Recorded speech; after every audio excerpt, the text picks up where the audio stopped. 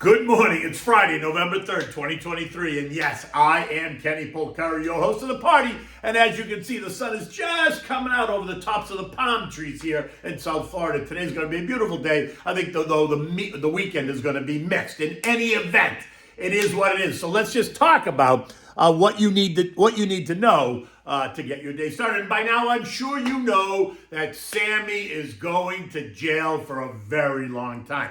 The Bank of England joins the ECB and the Fed by holding rates steady again. No surprise. Markets now expect the Fed to halt rate hikes, right? Bonds surge, stocks surge, and yields fall. And what are we having dinner tonight? We're having the Apple cinnamon pork chop. And can you guess why? Because Apple reported their earnings last night. Okay, so SBF, otherwise known as Sam Bankman-Fried, is found guilty on every count. He now faces 100 years in prison, and it only took them 5 hours to come to that conclusion. So I'm just saying, there was no other possible verdict. So let's just not make this out to be a shock. I mean, he might be shocked, but that's because he wasn't living in reality. So I just think it's time to move on, right? Put that one in the record books and just move on. It's not going to affect stock prices at all, so be done with it. Now, Starbucks, Clorox, Palantir, and others joined the party and report much better results. Eco data comes in line. U.S. labor productivity rose the most in 3 years, and that's seen as helping to alleviate the inflationary pressures of wage growth. All as we await today's NFP report. Initial jobless claims and continuing claims rose for the sixth week in a row, and that suggests that the job market is weakening, that those out of work are having trouble finding new work, and in an odd twist of logic, that is what the Fed wants to see. The Bank of England, like the Fed, held rates steady, so they now join the Fed and the ECB in holding the line on rates.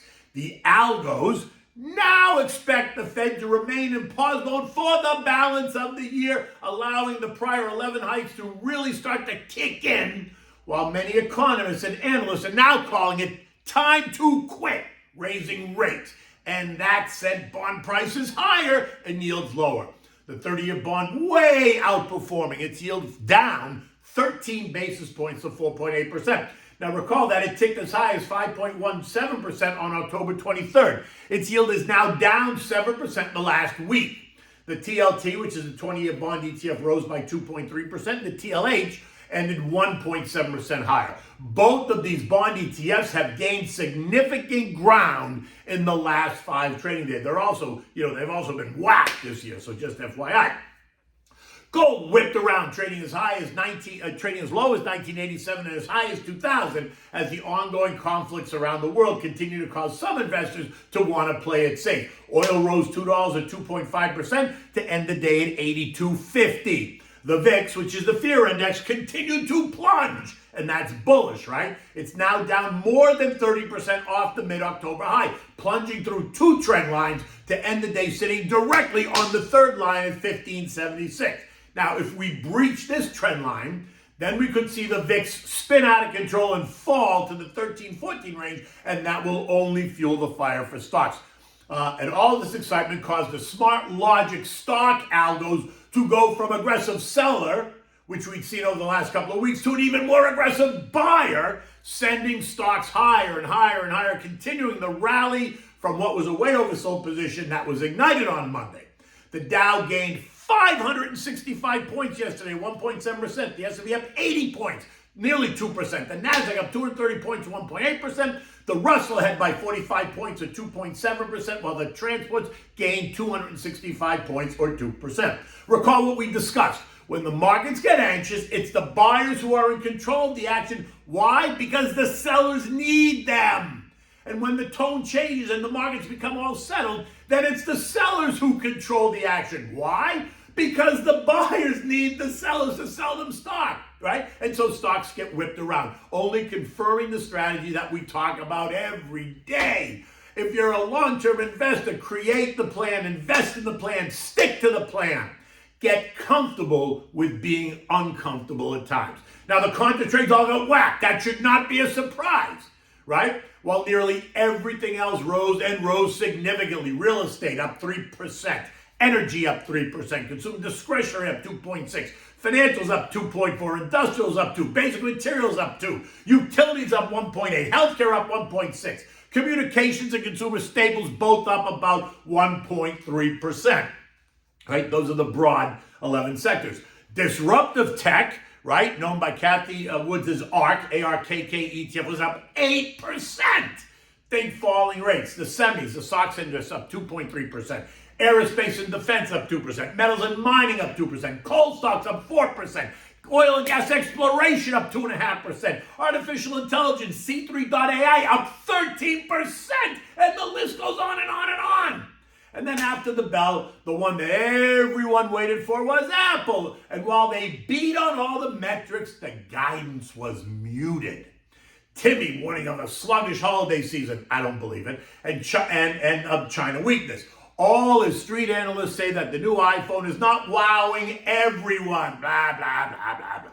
But they still managed to post revenue of $89.5 billion in the quarter. That's, if you annualize, that's $360 billion. Yes, it was down from the $90.1 billion last year, but it was ahead of the estimate of $89.3. Earnings per share of $1.46 versus the estimate of $1.39. And traders did what in the after-hours session? They took it down 2.5%. But guess what? They had taken it up 2.2% during the day. So what did they really do? Nothing.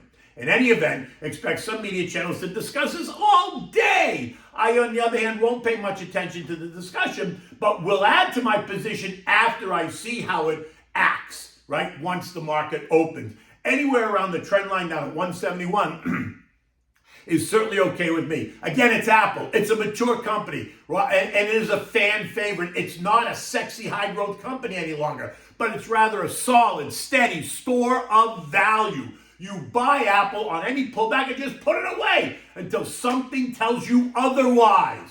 And last night's report didn't tell me otherwise. Now, at 8:30 this morning, we're going to get the latest non-farm payroll report, and the expectations are well televised. 190,000 new jobs. But regardless of what the top line figure is, let's not get all worked up. Recall last month it was double the estimate. But what they didn't tell you is that 150,000 of those jobs last month were part-time or second jobs for so many people. And so what does that tell you? That tells you that people are struggling, right? Now, if the number does come in with a 3 handle on it this time, today, then the whole Fed is done conversation is going to get tossed out the window, unless, of course, they can somehow, tell us why it shouldn't. Unemployment's expected to remain at 3.8%, but the whisper number has a 4% handle on it. And if we get a 4% number, then look for the analysts in the street to start talking about this thing called the SOM rule, which identifies signals that point to what? A coming recession. Anything less than 4% will not trigger the rule, so it won't trigger that recession conversation. So just sit tight and watch. Now, average hourly earnings are expected to be up by 0.3 month over month and 4% year over year. Weaker numbers will support the idea that the labor market is softening, which is a positive, while stronger numbers will do the exact opposite, and that will be viewed as a negative. Continue to watch earnings, which so far have been better than expected on the top lines, but have been cautious on the forward guidance, Apple being the latest example. And that's exposing the weaknesses companies fail to deliver going forward. But it supports the idea that the Fed maybe has not lost control of the macro environment. I'm in the camp that when Janet brings $1.6 trillion of new treasuries to the market over the next 5 months, that bond prices will once again move lower, sending yields higher, and that has the ability to disrupt the markets once again.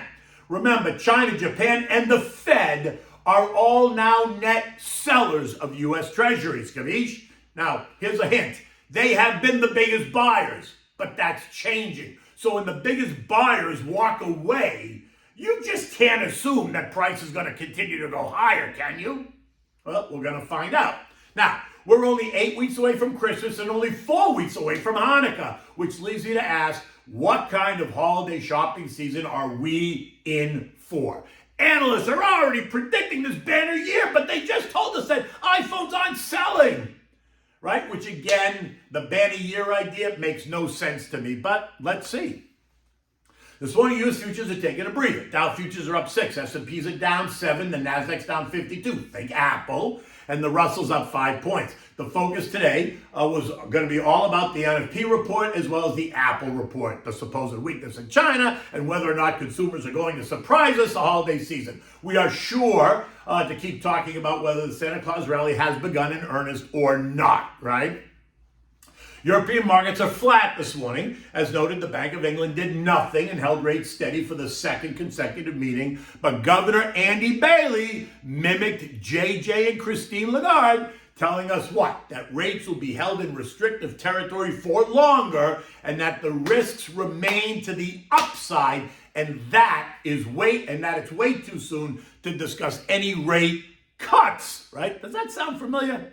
Now, the S&P closed at 43.17, up 80 points, and just 2 points below the high of the day. We are now decisively north of the long-term trend line at 42.40. We pierced right up and through that yesterday, and so that now becomes support should we have any pullback, right, if the market retreats.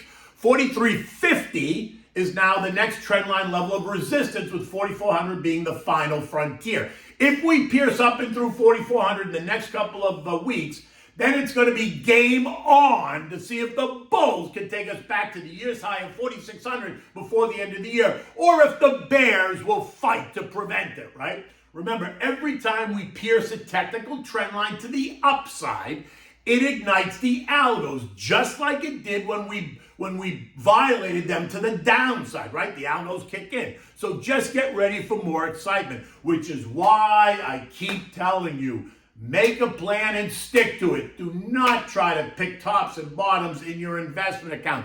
Own the biggest names in the sectors if that makes you feel warm and comfortable to invest, right? Don't trade your investment account. Sign up for the Divvy reinvestments and build your portfolio, and use the chaos to tweak your portfolio when necessary. I'm happy to talk about it. Now look, it's Friday, the weekend is here, and there is always some chance that the situation in Israel heats up over the weekend even more than it already is. Keep that in mind. But remember, geopolitical issues do not price stocks in the long run. They create short-term chaos, but they don't price stocks in the long run. Okay, so what do we have for dinner time? Well, since Apple reported last night, I wanted to give you an apple recipe, so I'm giving you this apple cinnamon brown sugar pork chop. Oh my God, so delicious. So it's interesting, and it's an easy recipe that's going to change the way you think about pork chops, right? It's pleasing to the eye. It's so good. It takes you no more than maybe 30 minutes, 25, 30 minutes to prepare and serve it, and it will become one of your family favorites. So for this, you need 4 chops, either on the bone or off the bone. I prefer on the bone, but you do as you need to do. You need butter, brown sugar, cinnamon, nutmeg, salt and pepper, apples, and crushed pecans, right? Like, I don't know, as many as you want, 3 tablespoons, whatever. Now, preheat your oven at 300 degrees. Season the pork chops with salt and pepper. In a saute pan, heat up some butter, and then when it gets nice and hot, add the chops and brown them on each side for about 4 minutes, right? Now, depending on the thickness. If they're really thick, you got to do longer. If they're thinner, then do less, right? Now, while those are sauteing on the pan, make your dressing. So in a bowl, you're going to put 3 tablespoons of brown sugar. You're going to put a dash of nutmeg and 1 teaspoon of cinnamon. Set it aside. You're going to peel and slice your apples into thin slices. Set those aside. When the chops are done, remove them, put them in a Pyrex baking dish, and then put them in the oven. Cover them with foil, right? The oven's only on 300, so you just want to keep them warm. Now go back to the saute pan. Add a half a stick of butter, and then put in the apples, the pecans, the brown sugar, mix all that stuff. Put it in the pan. Move it all around. Let it get all nice and soaky, and cook the apples until they're tender, right? This makes a delicious applesauce. Don't overcook the apples because they'll turn to mush. When done, present the chop on the warm plate. Dress it with this apple brown sugar mixture. Now, I would accompany this with a baked sweet potato. You could even put the mixture on the potato because it's so delicious. Sliced open with a dab of butter and a large mixed green salad. Make it something simple. Do not make it complicated, and enjoy this. I would eat this with like a nice Chianti, something very simple at your kitchen table. If you're having guests and you want something a little bit more robust, then go for something a little bit more robust. In any event, Like I said, it's Saturday morning. The weekend is upon us. Until Monday, take good care.